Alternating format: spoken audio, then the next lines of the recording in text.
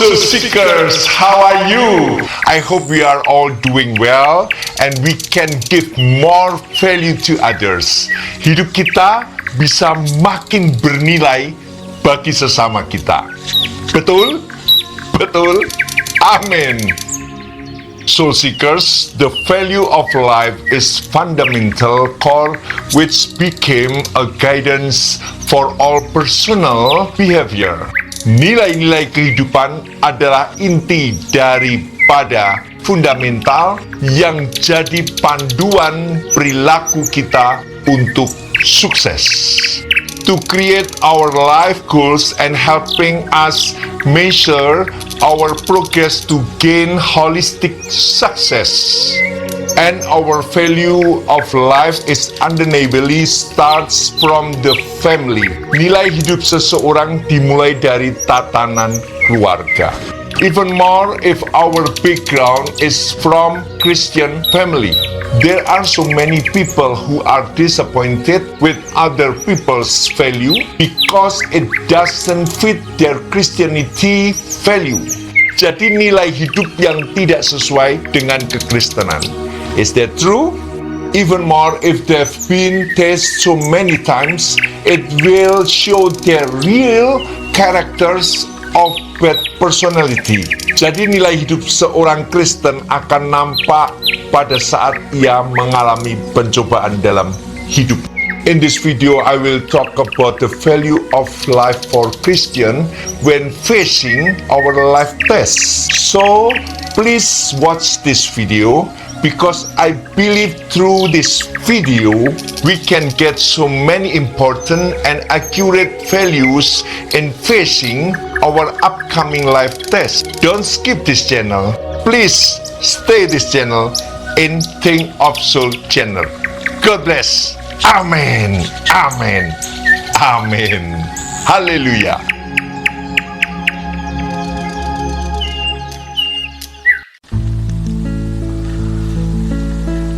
Soul Seekers, aku akan memberikan sebuah judul untuk tayangan kita pada hari ini, yaitu berjudul A Way to Clarify Your Values.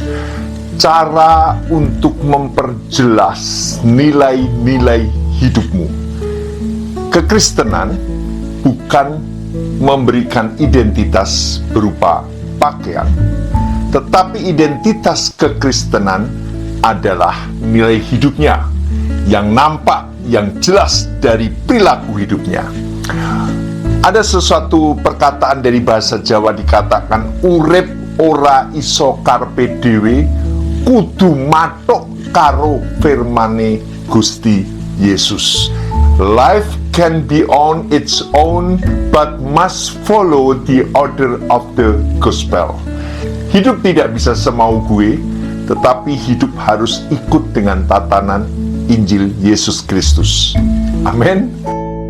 Soul Seeker, di Jepang, saya melihat di sebuah tayangan ketika anak-anak Jepang mau menyeberang jalan di zebra cross, lalu tiba-tiba mereka akan memberikan sikap untuk menundukkan kepalanya dan mereka memberikan hormat dan terima kasih. Di Jepang, pendidikan bukan menekankan akademiknya, tetapi menekankan tata krama dan disiplin. Nilai hidup kekristenan akan nampak pada saat ia mengalami pencobaan. Terlebih lagi kalau ia mulai terpojok di dalam hidupnya, seolah-olah doanya tidak terjawab, dan dia berdoa tetapi tidak mendapat apa-apa. Hidupnya sepertinya tergantung dan tidak jelas. Ini yang nanti akan muncul bagaimana sikap nilai hidupnya akan terlihat ketika ia mengalami pencobaan. Di dalam Matius 26 ayat 40, Yesus katakan, "Tidakkah kamu sanggup berjaga-jaga 1 jam dengan aku?" Yesus di sini menjelaskan bahwa Yesus tidak membutuhkan topangan doa. Yesus tidak membutuhkan bantuan doa, tetapi Yesus mengajarkan murid-muridnya untuk berjaga-jaga di dalam doa, untuk belajar berjaga-jaga di dalam doa. Dikatakan dalam firman Tuhan, setelah Yesus mengadakan perjamuan terakhir dan setelah Yudas meninggalkan, Yesus mengajak 11 muridnya untuk berdoa. Lalu dikatakan kepada 8 muridnya, duduklah di sini, sementara aku pergi ke sana untuk berdoa. Dan Yesus membawa Petrus, Yakobus, dan Yohanes, lalu maju sedikit dan berdoa. Yesus mengajak untuk berdoa bagi lingkaran satu, yaitu Yohanes, Petrus, dan Yakobus. Yang diajak ini, yang didekat dengan Yesus, yang dekat dengan area di mana Yesus berdoa ini adalah lingkaran satunya, yaitu Yohanes, Yakobus, dan Petrus. Sementara yang 8 agak sedikit jauh, jadi mungkin kurang mendengar. Makanya dituliskan di dalam Alkitab, di dalam kitab Yohanes, bagaimana Yohanes menuliskan isi doa Yesus pada saat itu. Yesus berdoa didengar. Yesus berdoa tidak pusing nanti setan mendengar atau tidak, tetapi Yesus percaya bahwa doanya didengar Bapanya di surga. Jadi soul seeker, tidak usah takut bagaimana kita berdoa nanti setan dengar. Tidak ada hubungannya. Ketika engkau berdoa, ketika kamu berdoa, ada grafirat darah Yesus, ada Roh Kudus yang melindungi kita, sehingga apa yang kita sampaikan kepada Tuhan tidak bisa dicuri oleh setan. Karena kita berdoa di dalam nama Yesus, itu artinya adalah perlindungan darah Yesus di dalam doa-doa kita yang kita naikkan. Ajakan untuk berdoa di sana, tidakkah kamu sanggup berjaga-jaga 1 jam dengan aku? Dan ini merupakan waktu yang sangat singkat, karena Yesus tahu sebentar lagi ia akan ditangkap dan diadili. Dalam waktu yang sangat terbatas, Yesus mengambil waktu di dalam time limit. Dia bertemu dengan Bapanya di surga. Dia mengutarakan sesuatu kepada Bapanya di surga. Dia berdoa syafaat. Soul seeker, kita kadang di dalam waktu yang sempit, kita tidak menyadari bahwa Tuhan tetap mendengar kita. Bukan rentetan kata-kata yang begitu indah yang kita rangkai di dalam doa, tetapi suatu seruan doa, suatu kesungguhan doa yang kita naikkan kepada Tuhan. Itu Tuhan mendengar. Dan soul seeker tahu, dalam batasan waktu yang sangat sempit di sana, Yesus menaikkan doa. Yesus mendoakan murid-murid. Yesus mendoakan dunia ini, karena dia akan mati di kayu salib. Dia akan menebus dosa manusia. Dia akan melaksanakan menjadi domba sembelihan. Darahnya tercurah di kayu salib. Dan setiap orang yang percaya kepada Yesus dan mengaku dosa diselamatkan oleh Tuhan dan mendapat hidup yang kekal. Bicara tentang batasan waktu ini, kalau kita mengingat sebuah durasi lagu itu 4 menit. Sementara kalau kita lihat film, rata-rata film layar lebar itu 1 jam 30 menit. Pertanyaannya, apakah kita sanggup berdoa dengan Tuhan 1 jam? Sanggup. Mengapa sanggup? Karena merupakan satu hubungan dengan Allah. Ketika kita masuk di dalam doa, kita sebenarnya tidak menyadari tentang berapa lamanya kita berdoa. Jadi 1 jam itu sangat pendek untuk kita bicara dengan Tuhan, untuk kita mengutarakan, untuk kita mendengar, untuk kita mengerti, untuk kita mendapat jawaban doa. Jadi 1 jam itu sangat pendek untuk kita mengutarakan, untuk kita mendengar suaranya, untuk kita mengerti rancangan-rancangan. Itu 1 jam sangat pendek. Jadi kalau ditanya apakah kita sanggup berdoa 1 jam? Sanggup. Karena hubungan kita dengan Allah sangat dekat. kita close dengan Tuhan, kita dekat dengan Tuhan, sehingga 1 jam sebenarnya kurang kita berdoa dengan Tuhan. Sanggupkah kamu berjaga-jaga dengan aku 1 jam saja? Kita harus menggunakan waktu ini dengan baik. Sementara ada waktu untuk berdoa, kita berdoa. Mengerti? Di saat-saat yang genting, di saat-saat engkau mengalami hal-hal yang mengerikan, kita berdoa. Kalau saya mau menggambarkan batasan waktu itu, waktu saya pada tahun 89, saya menghadapi maut di jalan. Saya ingat kata Paulus, berhadapan dengan maut di jalan, dengan orang-orang jahat, dengan bahaya di jalan, bahaya di laut. Saya pernah menghadapi ketika itu terjadi kecelakaan bus malam, dan waktu itu saya dibangunkan Tuhan sehingga saya tidak tertidur. Saya melihat nih nyetirnya tidak beres ini, sopirnya menyetirnya tidak karuan dan sangat cepat.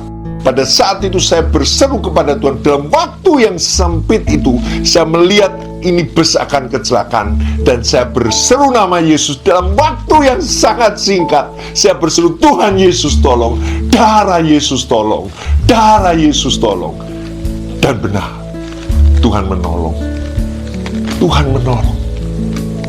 Saya mau katakan gini, kita kadang tidak mengerti bahwa batasan waktu yang sempit ini seperti berebut antara maut, antara setan dan doa kita. Tetapi saya percaya, di dalam kuasa nama Yesus, ketika kita berdoa, batasan waktu itu tidak ada. Walaupun pendek, walaupun lama, batasan waktu itu tidak ada. Oleh sebab itu, Yesus mengatakan, selama masih siang, akan datang malam di mana tidak ada seorang pun yang dapat bekerja. Artinya, kita masih punya waktu untuk berdoa. Berdoalah. Artinya kita masih punya waktu yang luang untuk kita berhadapan dengan Tuhan, untuk kita berdoa. Berdoalah. Amin. Amin, Soul Seeker. Jangan pindahkan channelmu, kita tetap di sini. Haleluya. Di dalam Efesus 5 ayat 16 dikatakan di sana, pergunakanlah waktu yang ada karena hari-hari ini adalah jahat. Mempergunakan waktu, memberi pengertian, menebus waktu, memberi pengertian, redeemer, ditebus waktunya. Kita ada hutang dengan Tuhan, kita ada hutang waktu dengan Tuhan. Kita harus tebus, gunakan waktu sebaik-baiknya untuk pekerjaan Tuhan. Berapa lama, Soul Seeker, engkau kadang menolak, menunda akan hidupmu untuk melayani Tuhan? Hari ini adalah hari-hari yang jahat. Oleh sebab itu, pergunakanlah waktu-waktu yang ada. 1 minggu 1 kali saja sulit kadang orang mau untuk ibadah. Ada saja alasan, ada saja kepentingan-kepentingan yang kita dahulukan. Kalau Tuhan memberikan waktu 7 hari, 6 hari untuk bekerja, dan 1 hari untuk Tuhan. 1 hari untuk Tuhan. Kembali lagi, tadi waktu Yesus katakan, sanggupkah kamu berjaga-jaga dengan aku 1 jam saja? Yang menjadi pertanyaan saya, apakah cukup 1 jam saja berdoa? Di dalam arti kata 1 jam, itu menunjukkan kita harus fokus dengan Tuhan, kesungguhan dengan Tuhan. Ketika Yesus melihat murid-muridnya tertidur, murid-muridnya tidak sanggup berjaga-jaga, walaupun hanya 1 jam. Ini menunjukkan bahwa Yesus berdoa syafaat sendiri. Ini menunjukkan bahwa Yesus berjuang sendiri. Amin, guys. Dia tidak membutuhkan bantuan doa murid-muridnya sebenarnya. Walaupun diajak untuk berdoa, lingkaran 1 dan lingkaran 2-nya diajak berdoa, sebenarnya untuk diajarkan berjaga-jaga di dalam doa. Dan mereka tidak sanggup. mereka tertidur. Berapa banyak kadang saya sendiri merasa menjadi berat ketika orang-orang yang mendoakan saya justru menimpali balik dengan mengatakan, Pak Daud, kalau Pak Daud sekarang seperti ini itu karena doa saya. Saya hanya kata, oh ya, terima kasih. Tetapi kalau itu selalu berbicara dan memberi tekanan pada saya, sepertinya apa yang saya gumulkan dalam Tuhan, sepertinya apa yang saya sungguh-sungguh berdoa di dalam Tuhan, lalu orang dengan gampangnya mengatakan, Pak Daud itu yang nopang saya. Saya katakan lebih baik tidak usah mendoakan saya, biar saya berdoa sendiri. Karena apa? Karena kadang perjuangan doa itu seperti Yesus. Karena sungguh-sungguh berdoa, peluhnya menjadi seperti darah. Kadang di antara kita tidak tahu kesungguhan orang. Engkau tidak tahu kesungguhan hatiku ketika berdoa dengan Tuhan. Engkau tidak tahu bagaimana aku keluar dari pencobaan itu, bagaimana aku mengalahkan pencobaan itu, bagaimana aku mendapat kemenangan di dalam pencobaan itu karena kesungguhan di dalam doa. Bukan hanya menghadapi, sebelum menghadapi pencobaan pun saya berdoa, bergumul dengan Tuhan, memohon pertolongan, memohon bimbingan Tuhan, memohon mujizat kuasa yang menyertai hidup saya. Dan itu dengan sungguh-sungguh. Kadang bukan hanya air mata, kadang bukan hanya kegelisahan, tetapi kita doa dengan sungguh-sungguh. Dan apabila ada orang hanya mengatakan, Pak Daud itu saya yang mendukung doa, kalau Pak Daud itu berhasil seperti ini itu karena kami mendoakan.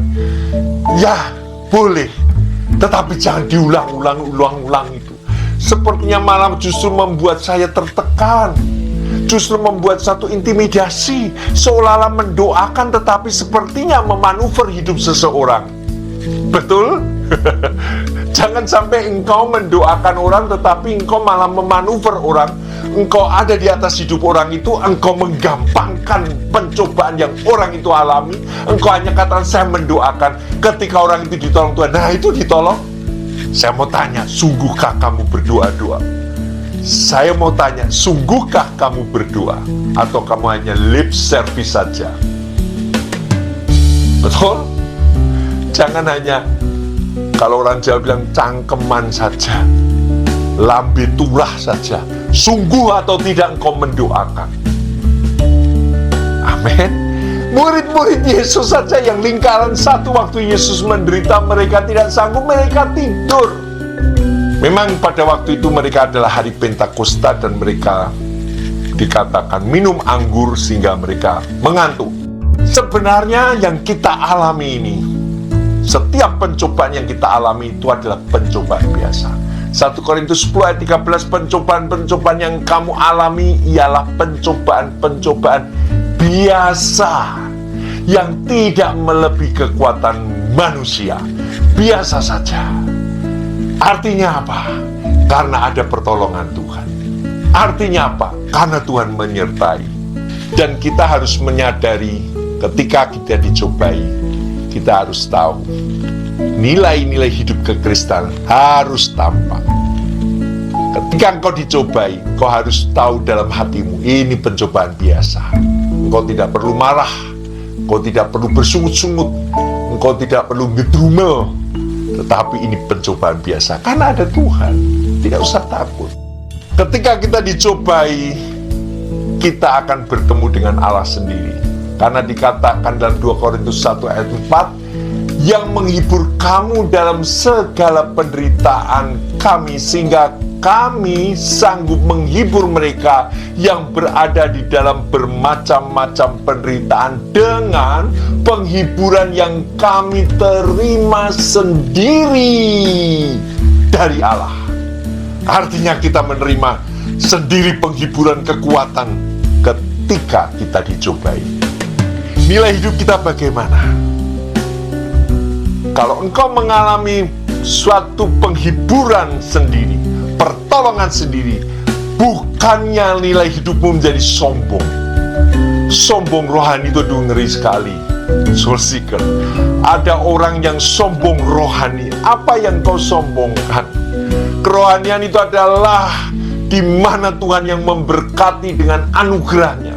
Engkau tidak bisa mengatakan engkau hebat, engkau luar biasa, engkau lebih dekat dengan Tuhan daripada yang lain. Tidak ada dikatakan Alkitab seperti itu. Bahkan orang tua dari murid-murid Yesus, kalau nanti engkau memerintah, biarlah anakku di sebelah kanan, yang satu sebelah kiri. Tidak, bukan seperti itu. Amin, amin. Pencobaan yang datang dalam diri kita itu membawa kita untuk terus berpikir tentang perkara-perkara di atas.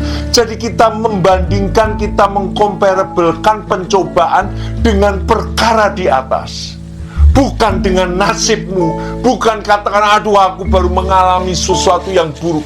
Pikirkan perkara yang di atas. Apa maksud Tuhan dengan apa yang kau alami ketika engkau di dalam pencobaan? Pikirkan perkara yang di atas. Kolose 3 ayat 1-4 dikatakan di sana, pikirkanlah perkara-perkara yang di atas, bukan yang di bumi.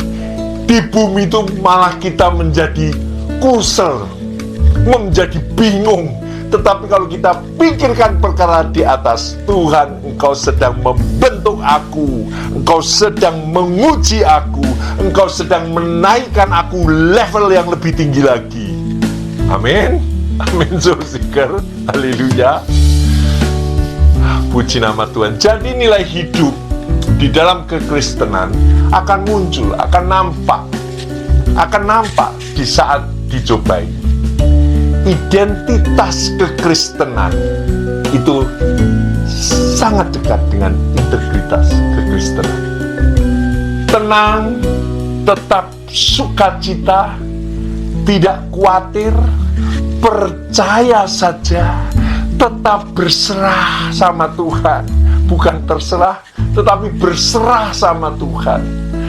Seperti ketika saya pergi di satu tempat di Bonenggaya, ketika malam itu hujan dan jalan sangat licin dengan lumpur, lalu jalannya meluncur, saya tidak dapat lihat apa-apa.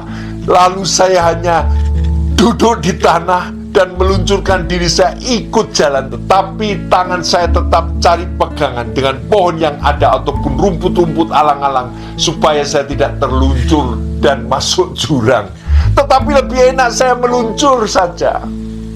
Lebih enak meluncur. Bukan kita coba mengalahkan dengan kekuatan kaki kita, malah kita jatuh gelebak. Malah kita akan jatuh, bahasa Jawa ini gelebak, saudaraku. Gelebak, langsar. Haleluya. Tetapi ikut meluncur saja. Tetapi jangan lupa pegangan rambu-rambu firman Tuhan yang terus engkau pegang. Kebenaran firman Tuhan yang terus engkau pegang. Bukan hanya meluncur, ikut, kita tidak tahu jalannya, nanti malah masuk jurang. Betul, soul seeker? Jadi artinya kita berserah sama Tuhan, tetapi bukan terserah. Tetap berdoa, tetap yakin bahwa Tuhan menolong kita. Pencobaan yang dilakukan iblis terhadap Yesus adalah usaha iblis untuk membelokkan Yesus dari jalan ketaatan yang sempurna. Mengerti waktu percobaan di padang gurun berapa kali Yesus dicobai? Itu untuk membelokkan Yesus dari jalan ketaatannya yang konfrontasi antara Yesus dan iblis itu menyingkapkan kesejatian nilai hidup yang Yesus tunjukkan dan membongkar kesemuan yang iblis propagandakan. Jadi kalau kita lihat di sini, bagaimana Yesus juga menyingkapkan kesejatian nilai hidup. Ingat pada waktu Yesus dicobai 40 hari dengan puasa dan kelaparan, lalu iblis katakan, jadikan batu ini menjadi roti. Yesus tetap pada ketaatan firman. Dia katakan, manusia hidup bukan hanya oleh roti, tetapi daripada firman dari mulut Allah, bukan dari roti saja. Artinya, pencobaan itu bukan lalu tubuh kita lemah, lalu kita butuh makanan, tetapi tubuh kita akan tetap menjadi kuat karena kita punya firman yang menguatkan kita. Berapa banyak orang yang dicobai walaupun makan tetap saja dia tidak akan bisa kuat, tubuhnya lemah. Tetapi ada sisi lain di mana tubuh ini bisa menjadi kuat ketika ada firman yang membantumu, ada firman yang menolongmu.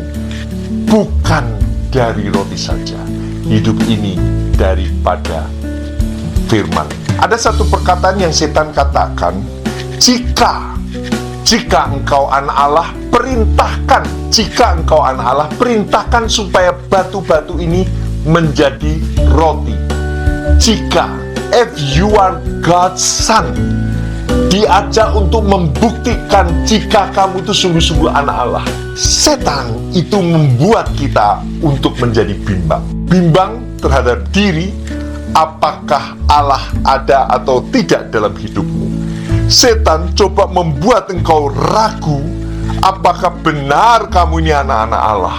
Apakah benar waktu engkau berdoa, Bapamu di surga menjawab. Ini yang setan mau uji. Ini yang setan mau berikan pencobaan itu. Dia mau membelokkan jalan ketaatan kita yang berserah tadi, supaya kita berontak, mulai kita bingung, mulai kita menjadi galau dengan keadaan kita. Di dalam Injil juga mengajarkan tidak hanya hal-hal yang bersifat supranatural, tetapi ada hal-hal yang natural, yang alamiah, yang sederhana, yang masuk akal. Jadi waktu Yesus menjawab bahwa manusia hidup bukan dengan roti saja, dia memakai firman untuk menjawab, untuk mengalahkan pencobaan. Karena apa? Karena kekristenan bukan hanya hal-hal yang supranatural, hal-hal yang luar biasa, yang penuh dengan mujizat, tetapi kita kekristenan juga harus menghadapi dengan hal-hal yang natural, yang sederhana, dan yang juga alamiah serta masuk akal. Betul, Saudara?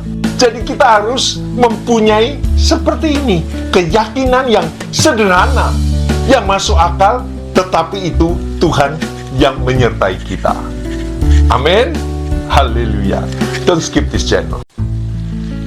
Jadi iblis itu maunya mendistorsikan standar value hidupmu. Kalau tadi saya katakan bahwa kita harus ikut rambu, tanda, jalan daripada firman Tuhan. Dirikanlah bagimu rambu-rambu jalan. Pasanglah bagimu tanda-tanda jalan. Perhatikanlah jalan raya baik-baik, yakni jalan yang kau tempuh. Artinya ada rambu-rambu firman Tuhan, artinya ada tanda-tanda firman Tuhan. Hidup kita tidak bisa hanya nyelonong sana-sini seenaknya. Kita harus menjagai, kita harus jaga yang namanya nilai hidup kekristenan.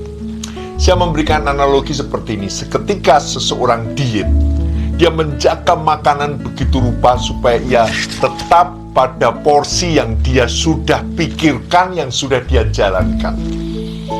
Dan tiba-tiba waktu dia lihat makan yang enak, dia langsung makan sekemaunya sendiri.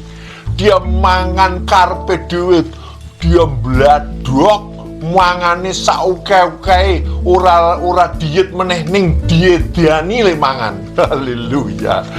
Itu. Jadi dia menjadi lupa bahwa hidup ini harus ada rambu-rambu, hidup ini harus ada tanda-tanda. Nilai hidup kekristenan adalah nilai kebenaran. Setiap persoalan, setiap pencobaan harus kamu terapkan di mana kebenaran itu berbicara. Kita tidak bisa mengkaburkan kebenaran. Kita tidak bisa menjadikan kebenaran itu abu-abu, maybe yes, maybe no. Tidak. Kita harus straight. Kebenaran itu straight, saudaraku. Yang lurus, yang harus kita pegang, yang harus kita jagai. Nilai kebenaran, nilai hidup kekristenan juga nilai kemanusiaan, yang punya hati terhadap sesamanya. Itu seperti orang Samaria yang baik hati.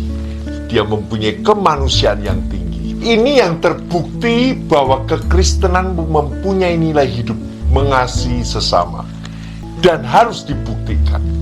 Bukan identitas pakaian, tetapi identitasnya adalah hati yang baik dan rela berkorban. Saya ingat pada waktu itu ada satu bencana alam yang terjadi, banjir yang besar di Kali Code di kota Yogyakarta.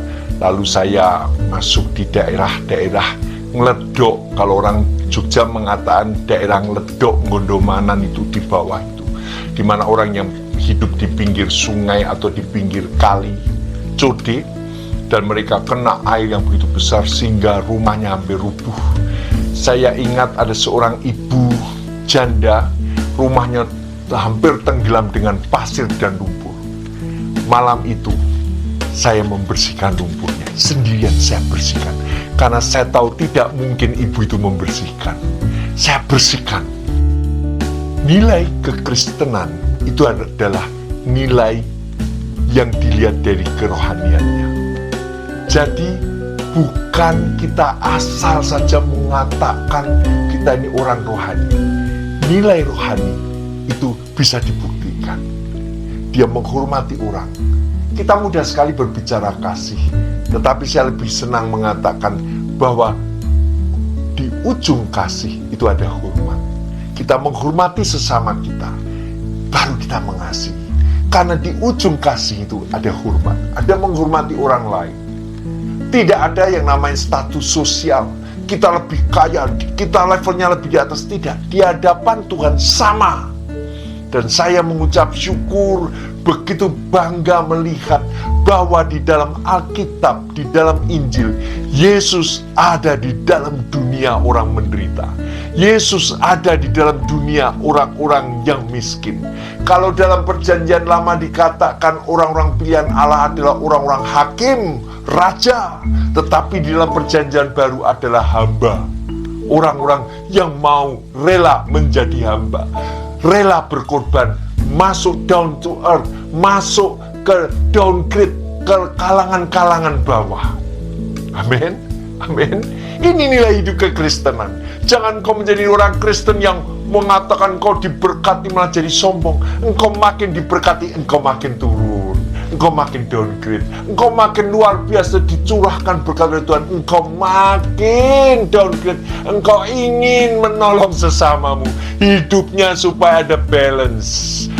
Yang miskin tidak terlalu miskin, yang kaya tidak kelebihan kaya, imbang. Straight, honest, heartfelt. Heartfelt itu tulus.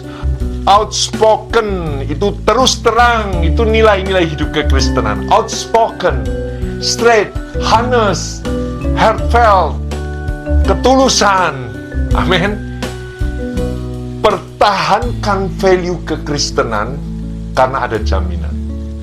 Saya menggambarkan pencobaan atau menganalogikan pencobaan yang dari setan itu seperti bau keringat yang busuk, bau keringat. Ada sebuah bau kenajisan ketika orang melakukan hidup yang tidak benar. Ada satu bau kekotoran di hadapan Tuhan. Ada satu bau yang busuk karena perilakunya yang busuk. Tetapi ketika orang itu datang sama Tuhan, dia dimandikan dengan firman Tuhan dan dibersihkan. Tetapi apakah berhenti? Pencobaan itu datang lagi, seperti bau keringat, datang lagi, dimandikan lagi. Artinya kita berulang-ulang harus dibersihkan dengan firman Tuhan. Kita mandi dengan firman Tuhan. Nanti kalau kita mati, yang terakhir yang dimandikan adalah jenazah kita, dan kita tidak lagi mandi lagi karena selesai, karena kita sudah tidak akan berkeringat karena kita sudah mati. Betul, saudara. Jadi Lukas 4 ayat 13 mengatakan, sesudah iblis mengakhiri semua pencobaan itu, ia mundur daripadanya dan menunggu waktu yang baik. Artinya bahwa setan tetap menunggu waktu yang baik. Hati-hati, setan tetap menunggu waktu yang baik untuk mencobai. Yang dicoba itu saya selalu katakan, itulah ketaatan kita yang mau dicobai. Jalan lurus kita dengan Tuhan itu yang mau dicobai. Amin, soul seeker. Jadi setan mencari waktu, mencari celah lengahnya kita, dan kapan melengnya kita, di situ setan mau masuk. Karena roh jahat itu menyerang kita pada larut malam dan menggempur habis-habisan bagian terlemah dalam pertahanan kita dengan artileri, senjata untuk melontarkan proyektilnya tepat pada sasaran. Jadi kita harus tahu di mana kelemahan kita, kita tutup dengan firman Tuhan. Di mana kelemahan kita, kita bereskan dengan firman Tuhan. Di mana kelemahan kita, kita serahkan kepada Tuhan dan kita tinggalkan. Karena dikatakan yang lemah menjadi kuat. Justru di dalam kelemahan aku menjadi kuat. Artinya ada pemberesan dengan Tuhan.